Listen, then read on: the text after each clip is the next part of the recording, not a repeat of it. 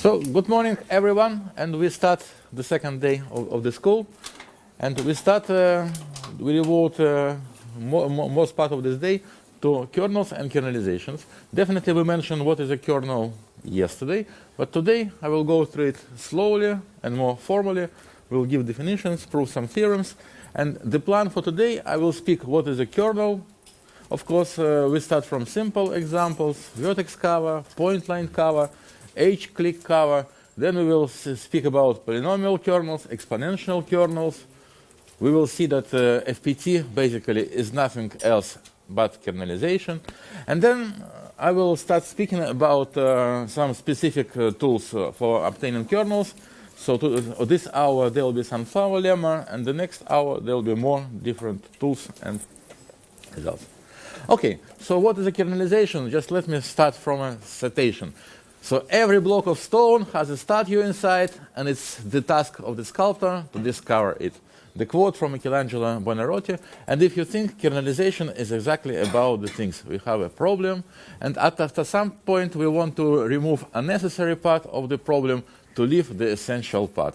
It doesn't mean that we want to solve the problem, but just we want to reduce or to get the essence or the kernel of the problem. So if you are in chess, or if your parents force you to play chess, as me at some day, so you can try to solve this chess puzzle, right? So in these chess puzzles, white start, and they should checkmate in 2 moves, right? Anyone see solution in 3 seconds? You? Okay, yes? Knight e7 and then rook h5. Great. Yes, agree. Yes. Okay. So yes, the solution is the knight goes from d5 to e7, and then the rook kills the black king by going to h5. And actually, if you look carefully, or if you try to analyze how you want to solve this problem, basically there are a lot of pieces on the board, but most of them are useless just to distract your attention, right? So basically the essential part of the puzzle are only 7 pieces. And if you have some experience in doing this, somehow you see it, there's some intuition. You see, oh, most of the pieces are useless here. Is there any way to try to formulate what is a useless from a mathematical point of view? For chess, it seems to be quite difficult, right? And so still we rely on our intuition here. So there is a simpler puzzle, Sudoku things, and here actually we are able to state more formally what means reductions. You know Sudoku, right? So you have 9 boxes, and in every box, every box is of size 9 by 9, and there you have to put numbers there such that all numbers in every small box are different, and on every diagonal, on every vertical and horizontal lines, all numbers should be different.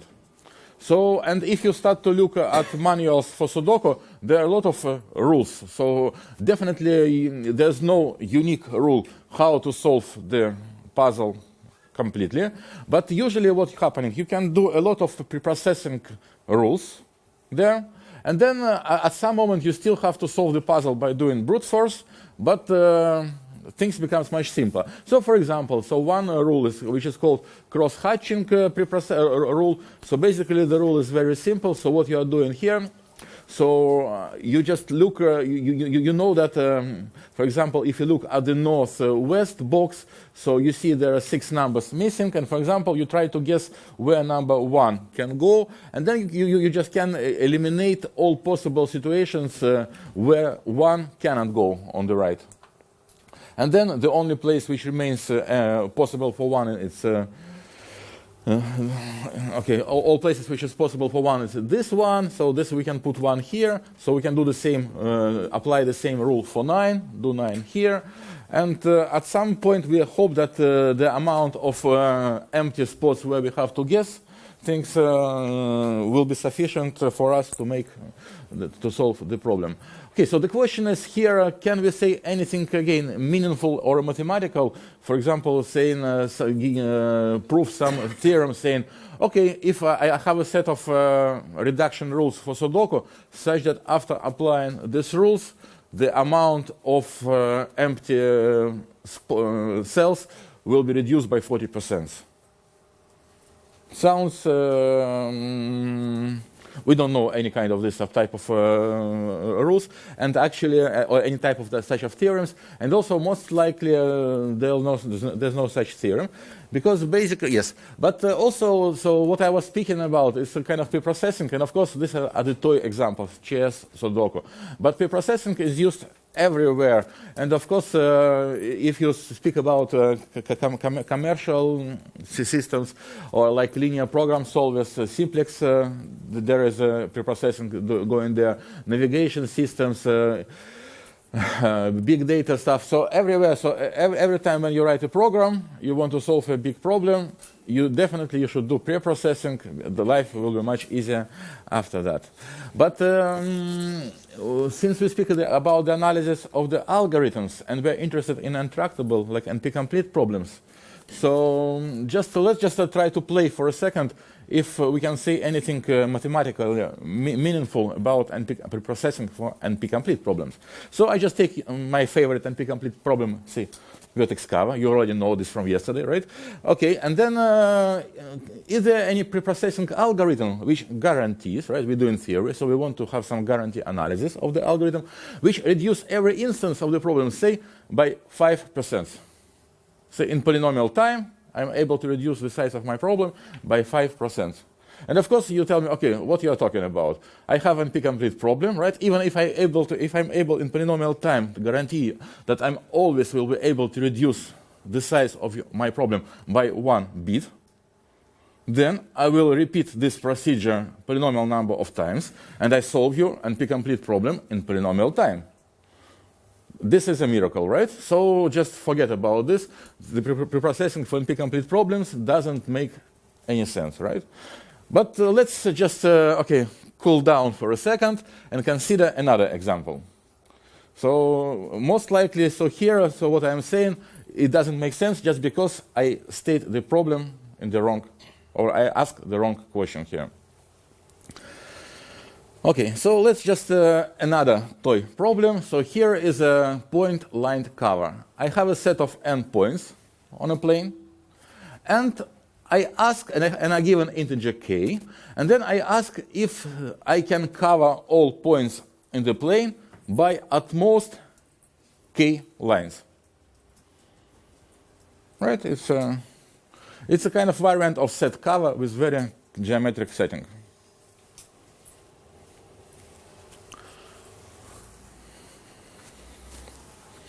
So something.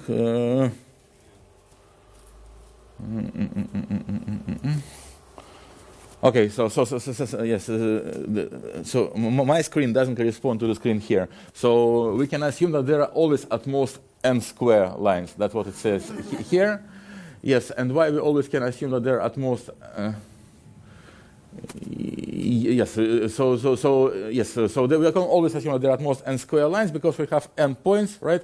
And we always can assume that every line should kill at least 2 points, right? So it doesn't make sense to have more than n square lines. And the reduction rule is the following. So if I have a line which covers more than k point, then I can remove all points covered by this line and reduce the parameter by 1.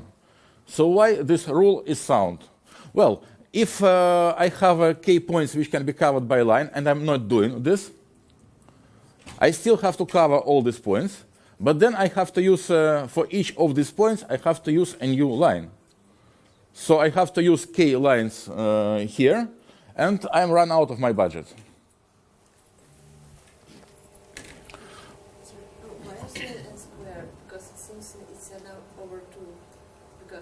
I'm just a bit exaggerating. So to me, it's still fine. I just wanted to say that it should be polynomial. So you can always assume that the polynomial number of lines will do the job. Yeah? Maybe it said n over 2 on part of the slide we didn't see. No, it says n square there because yeah. So second, I think there's settings here. So it's okay. I think it's easier. I just will go like that because otherwise we can spend like 10 minutes on correcting the stuff. Okay. Okay, so what's happening here? So we have this reduction rule, right? And every time when we apply a reduction rule, so we found a line which covers k points, we reduce the size of the problem, right?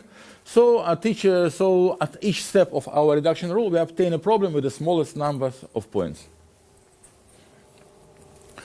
In this way, so what's happening here? So we end up with a problem where no points is left, and we still have our budget k is still non-zero, then we are happy there. Okay, then we say, yes, the problem is solved. Or we reach when the parameter k is 0, but there are still some points left there. Then it means that we cannot solve problem, we cannot cover our lines with k points. In this situation, we say no. Or we arrive at the problem for which our reduction rule cannot be applied. So this is a nice situation, we solve the problem. This is a nice situation, we also solve the problem, right? This is the case we cannot reduce problem anymore. So what's happening here? Well, in this reduced instance, we have a situation when we have points, and no k points can be covered by one line. So how many points do we have in total? Well, the answer is here. Okay. So in total we have at most k square points, right? Once again, why? Because we know that if we have a yes instance, this yes instance should be covered by k lines. Every line covers at most k points. I cannot have more than k square points. If I have k square points in my instance, it means that I say no immediately. Right? And this is essentially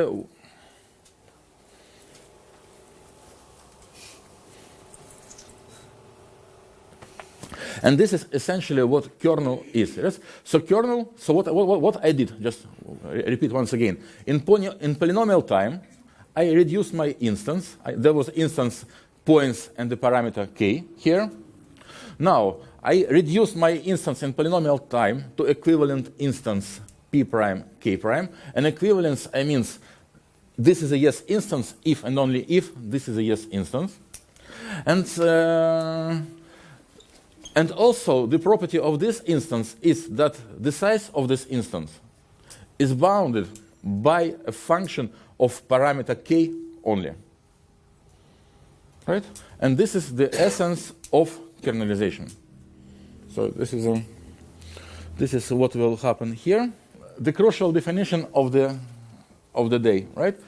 Kernelization. So I speak about a preprocessing algorithm. So preprocessing algorithm is an algorithm which is doing something.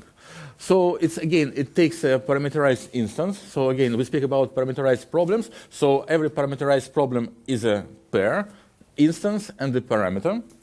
And then it's produced an equivalent instance of the problem. It's another instance. And so the only difference of this algorithm, so with our normal algorithms, usually in computer science we evaluate the quality of the algorithm by estimating its running time.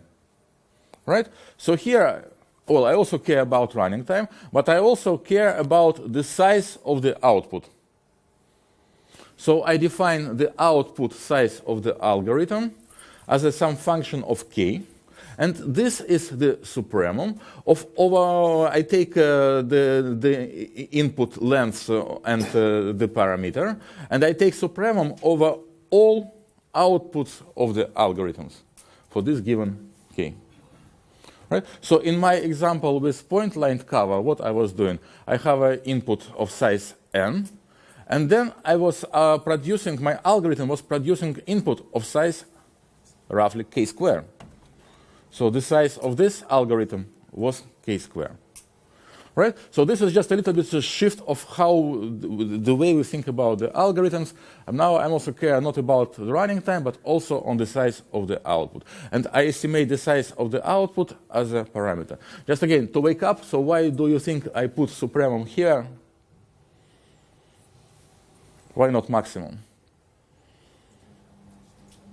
Yeah, because maximum maybe is not there, right? So maybe there is infinity here, right? Maybe I cannot have this type of. Maybe my algorithm has an infinite size, right? That also can happen. Okay, then the main definition: kernelization algorithm, or simply using this jargon, a kernel, is for parameterized problem Q is an algorithm that, for instance ik of the problem, it first of all it should work in polynomial time, and returns an equivalence instance of the same problem. However, the size of the return instance is bounded only by a function, only by some function of k, where this is some computable function. Right? So once again, I have an algorithm running in polynomial time, produce a problem, and the size of the new problem is bounded by function k. Yes, and very often when the size of the algorithm is polynomial in k, we say that A is a polynomial kernel. And it will be very clear in a few minutes why I want to distinguish polynomial and other types of kernels. Yes, and also, so one of the remarks, because there are a lot of literature on kernelization and people using different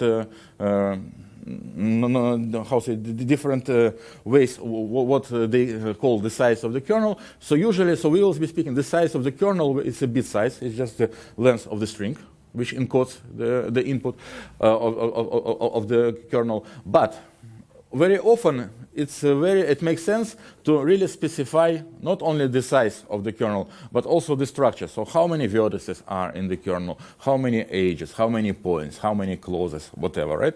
So this is also, so, yes. And we have already the first theorem of the day. So what basically we prove, so if I take the algorithm for point line cover, and I plug in definition of kernelization, right?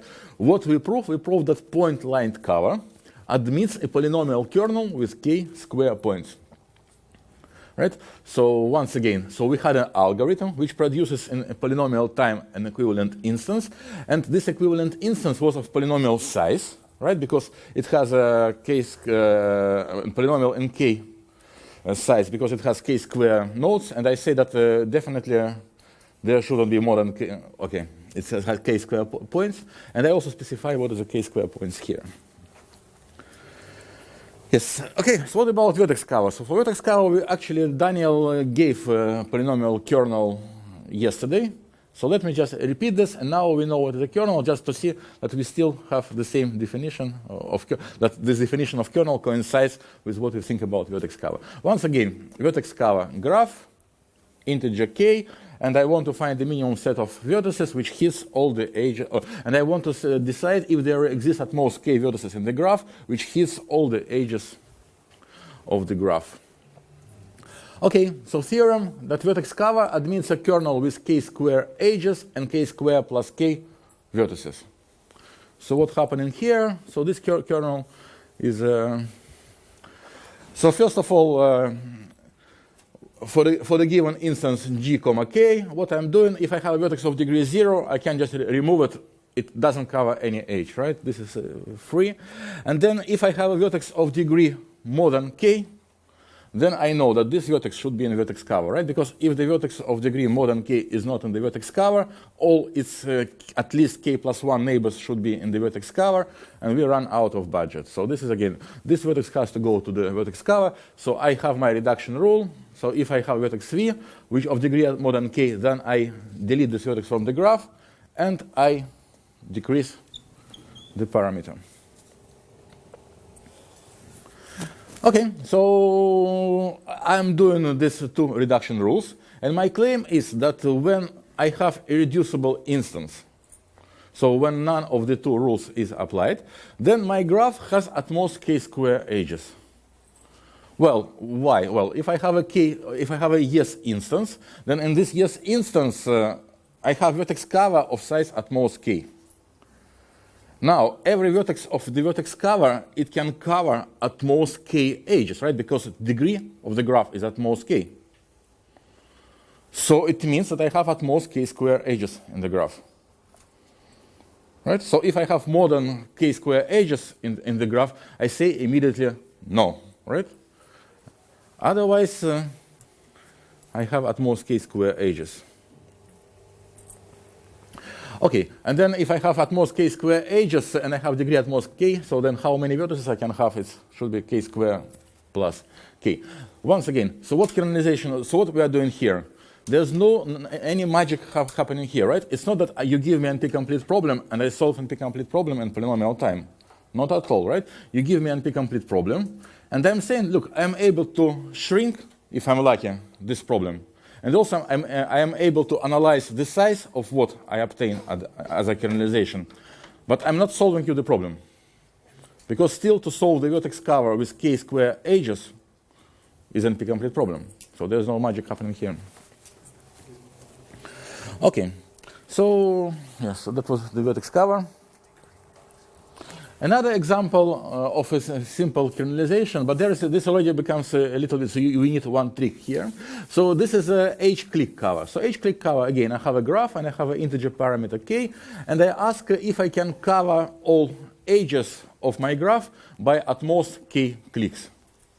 Right, so for example, on this example, I have a graph and I can cover all its edges by 3 cliques. So these cliques can overlap. That's perfectly fine with me. So it's this is okay. My claim is that this h-clique cover admits a kernel with 2 power k vertices. Well, again, I can delete all vertices of degree 0 because they don't have to. So they don't have to be. They don't have to be in any clique, right? They don't make any sense. And now the following rule: just if I have 2 vertices, or I have a h, such that its endpoints are twins, which means that they have exactly the same neighborhood, then what does it mean? So, well, what happens if I just take this h and contract it? Well, if I can cover with k cliques the smaller graph, I can cover with exactly the same cliques the larger graph. Well, I add to one of the cliques which cover one of the endpoints in the new graph. I add one more vertex which is adjusted. So I extend the size of this clique by 1. Right? And now, and also, and this also doesn't change the size of my clique cover unless these 2 vertices are h of the graph. So it's an isolated h. Then I have to reduce my parameter by 1. And that's it. I don't need any more reduction rules. So let me just try to analyze what will be the size of my graph of a yes instance, which is unreducible. Yes, so this both rules claims that they are sound. That once again, so that if I have a yes instance, that after application of this reduction rule, I also have equivalent yes instance. Okay, so let me just analyze the size of my output. So if I have an irreducible yes instance, so suppose it's yes instance, so it can be covered by k cliques. So then what I'm doing, I construct for every vertex of my graph. I correspond to this vertex a binary k vector. So this is basically characteristic vectors of how a vertex belongs to each clique. So this vector is 1 if the vertex v belongs to the clique I, and it's 0 otherwise. Right? So this is now the main observation here is if I have 2 vectors, 2 characteristic vectors for 2 vertices, such that if I have 2 vertices with equal characteristic vectors, then the neighborhood of this vertices should be equal. So these vertices should be twins. This requires a little bit of thinking. Right? But once again, I have the set of cliques and I have two vertices, and basically for every clique, so this is, and these cliques cover all edges of the graph, and for every vertex, it's exactly the same. So if one vertex belongs to this clique, then the other vertex also belongs to this clique, and this vertex doesn't belong, it's also right. Then you have to look at any vertex which is adjacent to one vertex, and to prove that the same vertex should be adjacent to the other vertex, and the other way around. So if and only if. Right? Okay. Okay, so if this guy's equal, then this guy's also should be equal. Now, by reduction rule 1, for every vertex, we know that its neighborhood is non-empty, right? We removed isolated vertices. Okay, then it means that the vertices, if I have two vertices equal, it means that they should be twins. But this cannot happen by the second reduction rule. Right? So I know that all vectors should be different. Now, how many vectors so I know that all vectors should be different. I have binary vectors in k-dimensional space. I cannot have more than 2 to the k different vectors. Right? So it means that in my graph, after reduction, I have at most 2 to the k different vertices. I have at most 2 to the k vertices. Okay? Yes. So what we've seen so far. So if I have a parameterized problems and I ask about kernelization of this problem, what we've seen, we saw that a problem can have a polynomial kernel, like a vertex cover or a point line cover. We saw that the problem can have an exponential kernel, like clique cover, and yes, and also it also could happen that problem doesn't admit a kernel at all. Right? And what I am saying that each of these cases is can happen, and life is quite different here. But what I will prove in a second, I will show that basically we don't have to build any new theory to distinguish problems, parameterized problems, which do not have a kernel. Right? So, and basically the following thing, yes. First of all, so if I have a parameterized problem which admits a kernel, then the problem is clearly fixed parameter tractable, because what's happening here, right? I have a parameterized problem, and polynomial time I reduce this parameterized problem to the problem which size is bounded by some function of k only. And then when I have the problem which size is bounded by function of k, I just can do brute force and still to solve the problem into or in FPT time. What is yes? So if the problem is FPT, so what is a little bit more strange, that the opposite is also true. So this is so I will prove you in a second, but just somehow this is something which is a little bit. This is a small wonder happening here. So if I have a problem which is FPT, then this problem also admits a kernel. So this is a okay. So why this is true? Okay. What does it, so theorem? If I have a problem Q which is a fixed parameter tractable, then the problem Q admits a kernel. Okay, so what does it mean that the problem is fixed parameter tractable? Again, reminder from yesterday. It means that if I have an instance of the problem I and k, then I can decide whether this instance I and k belongs to the Q in time f of k times the size of I power c, where c is some constant. Right? So okay, so I have the following kernelization algorithm. I take my algorithm A, so FPT algorithm, and I run it I power c plus 1 steps. Polynomial number of steps.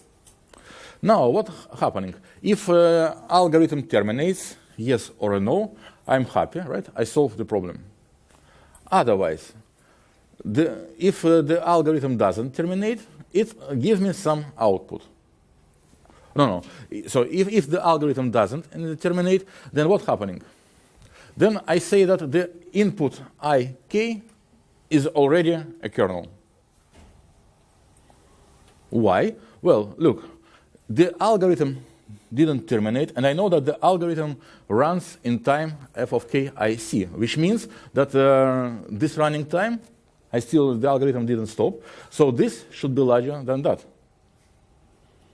Right? This is the time I run my algorithm, and this is the time which I know that the algorithm should give me a solution because it's FPT algorithm. Okay, so what does it mean?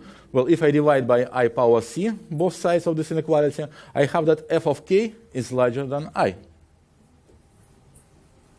Right? Which means that so in this situation, that my input I k, the size of my input is bounded by some function of k, which means that this is a trivial kernel. I don't have to do anything. Look, I'm not giving you a rabbit and I put it in the hat and I say, okay, there's no rabbit happening here, right? There's no magic happening here. It's just, yeah. So, but this, well, maybe to understand this, you have to go through this calculation once again, if you don't believe me right now. So there's no magic happening here. Because you tell us it runs in time f of k out of c, and then you run it for a certain time, and then you say, how can it not terminate in that time? Yeah, exactly. Yeah, that's what I'm telling you. Yeah, yeah. Yeah, so there's no magic happening here. Yeah, it's okay. Yeah. Yes, it's, okay. But to me, it was some magic when I first read it. Like, oh, yes, it's okay. So let's try to go through another kernel. So this time again, the heating set. We discussed it yesterday several times. I have a universe U, I have a family S of sets of size at most D over U integer k, and then I'm asking if there is a subset X of size at most of elements of size at most k, such that this set hits every set from the family S. Okay, let's just we already know how to do a kernel for vertex cover. Let's just try to see if we can take this kernel for vertex cover and extend it to heating set. So once again, 2 heating set is a vertex cover, right? So what we did, so if we have isolated vertices for vertex cover, we remove them. And then if we have a vertex of high degree, we put it in the solution. That was the kernelization algorithm for vertex cover. I'm trying to do the same. So for 3 heating set, so if I have an element which is not contained in any of the set, of course I can delete this. This is not interesting case. Yes, and then if I have an element which is contained in k plus 1 sets, such that the intersection of these sets, pairwise intersections of the sets, is only this element, right? Then this element also should be in the solution, right? It's like a degree rule. This also, so what so this is okay.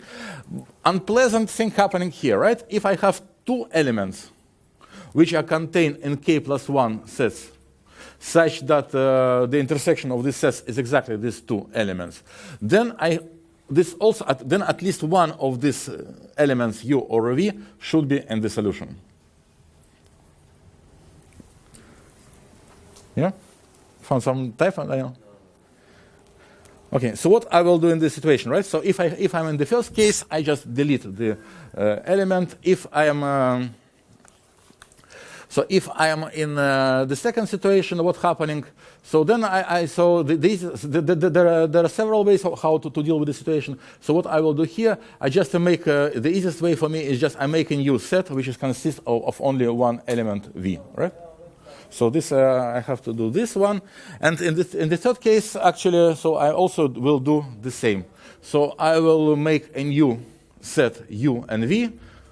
And then I delete, so I know that at least one of these guys should be in the heating set. So I just make a new set consisting of 2 elements added to the set, and then I delete all the sets which contains this U and V. Right? So these are my reduction rules, and once again, these are reduction rules. I just try to imitate again this vertex cover degree rule, nothing else. But now for 3 heating set. So, how many sets I can have in a reducible yes instance? Well, this is already much less trivial. So, I would claim that the answer is k cubed, and the proof is the following. Suppose not. Then I take a maximal family of sets which pairwise do not intersect. So, I just take packing, the maximum packing. So, this the size of the set. So, P, it should be less than k plus 1, right? Because if I have k plus 1 disjoint sets, I can say no immediately, right? Because I cannot hit them. Okay. So I have so many disjoint sets, and if I have a size of my kernel more than k cube. So, well, I know that there should be a set which intersects from this family, which intersects roughly k square sets from the family. Right? So then what I'm doing, I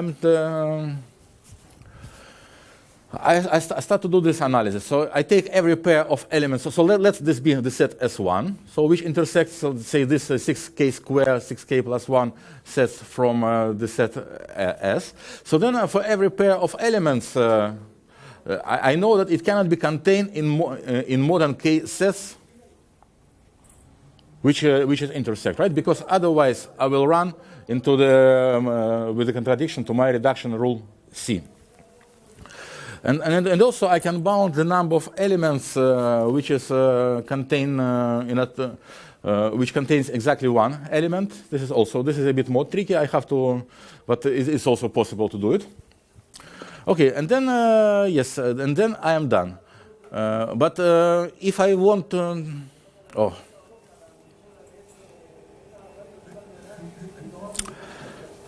I lost control. Sorry.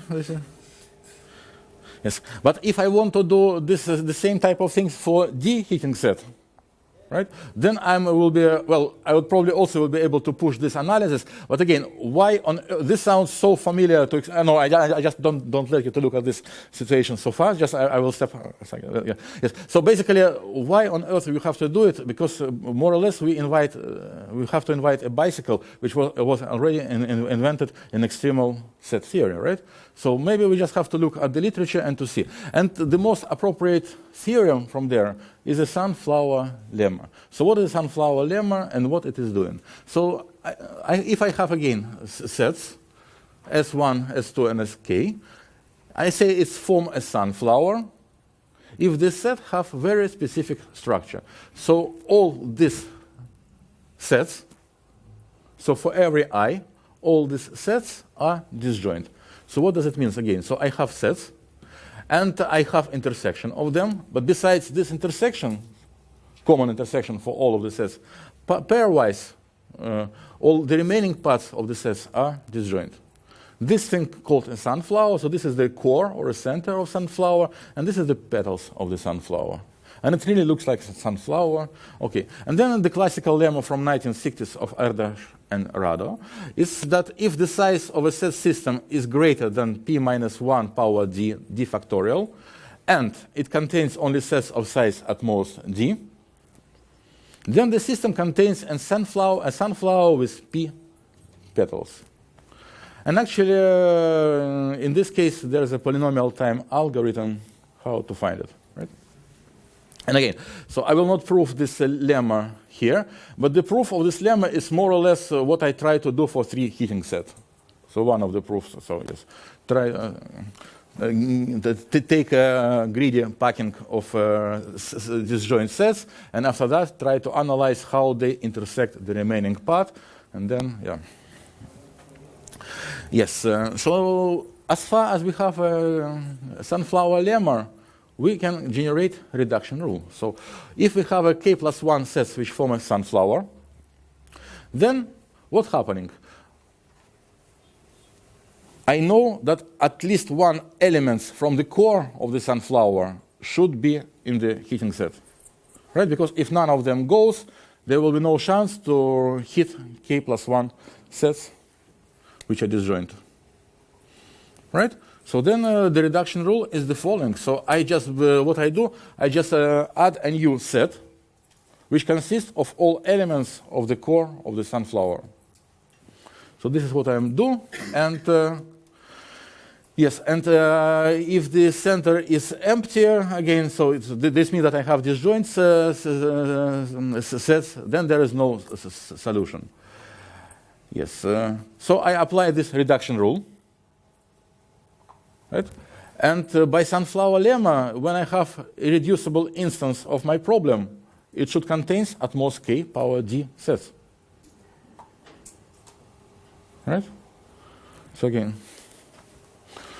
And once again, if you look at this kernelization algorithm in retrospective, it's nothing else as a generalization of the algorithm for vertex cover, right? Degree rule, take degree rule, but the analysis of the size of the graph, of the hypergraph, is a bit more complicated here. Okay, so this means that D heating sets admits a kernel with k power D sets. Okay, so let's just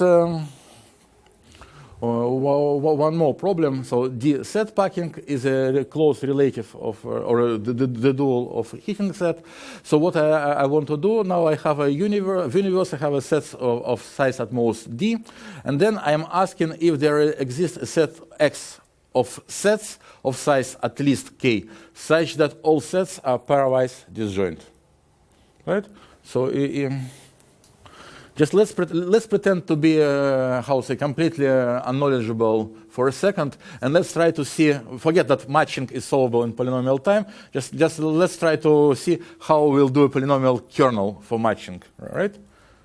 Well, so the polynomial kernel for matching will be, or for two packing, will be easier, right? So if I have a graph which contains a vertex of degree at least 2k plus 2, then I can take one h, any h actually incident to this vertex, and delete it, and I do not change the solution.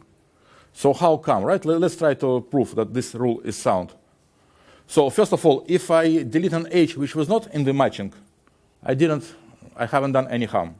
Okay, if this h was in the matching, I still have a vertex of degree 2k plus 2, so at least one neighbor of this vertex is not hit by my solution, by my matching. Right? I have matching of size k living in my graph, so it cannot cover more than 2k vertices adjacent to vertex v. Right? So this means that even if I delete one h which was in the solution matching, I still can take one h incident to the vertex v and add it to matching. Right? So this rule then it sounds. As far as we understand what's happening for matching, we can do deheating set, right? Or packing. Oh, sorry, we can do D-set packing. So the arguments are exactly the same. If I have a sunflower with D times K plus 2 petals, one set of sunflower can be deleted safely. And then when we plug in sunflower lemma, we immediately obtain that D-set packing admits a kernel with K power D sets. Yeah. So a little bit more home task or exercises. Now, so one of the problems is nice to obtain polykernel is called cluster editing. Once again, cluster graph is a disjoint union of cliques. And for this problem, what I have a graph G, I have an integer k, and I ask if I can change at most k adjacencies, add, delete at most k edges, such that the resulting graph will be a cluster graph. Just try to get a polynomial kernel here. K cube, k square, order of k, everything will be great. Now, another thing is again, so feedback arc set and tournaments. So feedback arc set and tournaments. So yesterday we discussed feedback vertex set and tournaments. Feedback arc set and tournaments. I have a tournament and I ask if I can delete at most k arcs such that the resulting directed graph is acyclic. So this is yes. And to sum it up, so I spoke about kernelization. So we discussed simple kernels, vertex cover, point line cover, and h-clique cover. And also we discovered some strange behavior. So vertex cover has a polynomial kernel, point line cover has a polynomial kernel, h-clique cover has an exponential kernel. And one of the first questions when you start doing kernelization or work on FPT problems, yes, you prove that the problem is FPT. Is it so? It means by our theorem it has a kernel. Does the problem has a polynomial kernel? Every FPT problem has a polynomial kernel or not. And so this kernel for h-clique cover is exponential. Is it exponential just because I wanted to spare you and I didn't give you any complicated kernel which could be a polynomial, or maybe because I just don't know that there is a polynomial kernel, or maybe there is some even proof that unless something bad happening in computational complexity, there's no polynomial kernel at all. And actually, there is a theory which explains, yes, unless something bad happening in our understanding how the complexity looks like, H clique cover doesn't have a polynomial kernel. This kernel of size 2 to the k is actually the best we can hope for, unless something really strange will happen in the world. So there is a complexity theory, and this complexity theory will be covered also, not today, right? Today. So that's we will cover today how to prove this type of bounds, exponential lower bounds for on the sizes of kernels. Then we spoke about FPT kernelization. So I hope to give you some magic trick. And Tori really killed me. He said that it's not a magic at all there. You just take a running time, or which is polynomial. Okay, so it's still, I believe, some magic here. And then so there was the first non-trivial kernel happening here with sunflower lemma. So basically, we take a very nice combinatorial tool from extremal sets, and these tools almost immediately gives us nice kernelization algorithms. So if you want to read more, all of this stuff I explain in the chapter 2 of the book. And within 10 minutes, we will have more advanced kernelization techniques. There will be more interesting ideas happening here. So any questions? Okay?